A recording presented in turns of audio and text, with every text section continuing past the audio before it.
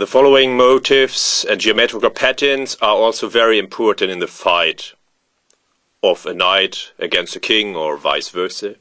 Okay, Mayorov, Arribas Lopez, black to move and draw. To take with a knight on b2 or d2, or okay, I've already given away that black draws. Okay, the pawn endgame, of course, must be lost. That is absolutely clear. So this can be eliminated, of course. White's passed b pawn must win. In a pawn ending, an extra pawn is worth a lot, and an outside pass pawn. So this must be won without further calculation. Here it can be concluded with the guidelines alone.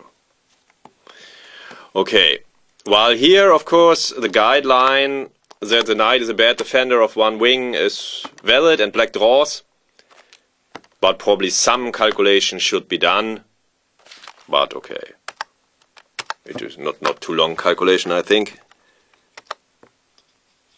Hoping for, of course, a big blunder. Then white would indeed be winning. And now it is important that the knight protects the pawn from behind.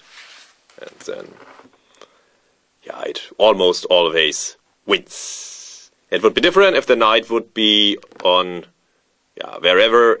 Okay, on e5, then it would be, white could protect with king d4. So if the knight would be on f6 and the king on g5, then it would be a draw. But here, of course, white is winning. The knight protects the pawn from behind. Okay. But, of course, Arribas Lopez didn't fall for this trap. And, now he manages to exchange the last pair of pawns, and the draw is clear. King e3, even king e3 would draw. But, of course, in the game, king g3 was played and a draw was agreed. So the knight is a bad defender of one wing. And even in such cases, it is necessary that the knight protects the pawn from behind. So the knight often really has problems to convert extra material when the winning potential is very reduced. Then concrete calculation is needed. For example, if white would have a bishop instead of a knight here, a light squared bishop, and can put the bishop to g4, the win is always clear and a simple matter. In that respect, the bishop is a bit superior to the knight. But okay, with a dark squared bishop it would be more difficult, of course. But still, bishop to g3 and still winning. While then with a knight, it's only a draw. It is very important to make yourself familiar with the knight geometry. How to draw with white to move. The king is in check in Kuling Devyatkin, Groningen 2012. King e4 goes into the knight check shadow, but this nevertheless loses. Black can now distribute his forces in an optimal way. The king and the c-pawn, the king helps the c-pawn to queen in the long run, and the knight stops the e-pawn alone, and there is no perpetual attack or eternal hunt or whatever. So black has an ideal distribution of forces and is winning. So this is a mistake, but king d2 is better. I don't have a name for this domination configuration. Maybe Karpov distance comes into the question, but okay, at the moment I don't know. It's just this 3 square distance. The king is three squares away from the knight g2. It dominates it in the westwards direction. Here in the northwestwards direction, the knight would go to the knight check a shadow, and but here white even draws, as we can reach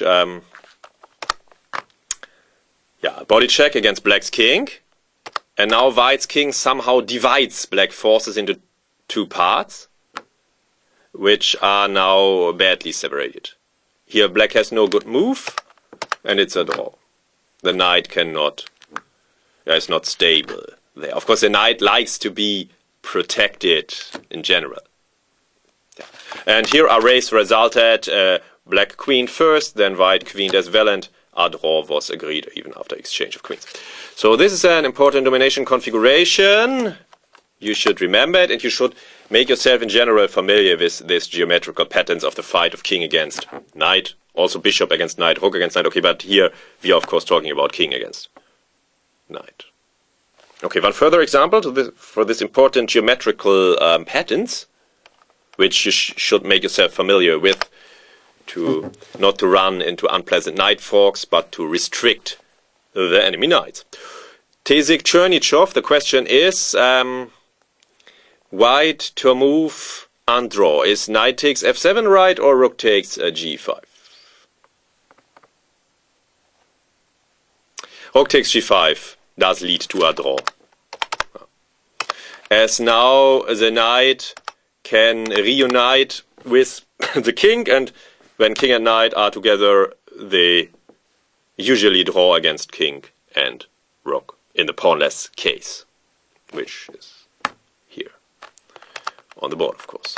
Yeah, and this must be a draw. While knight takes f7, which was played by Tezig, surprisingly loses. The winning potential is extremely reduced, I know, only one pawn, but the king moves to the knight check shadow.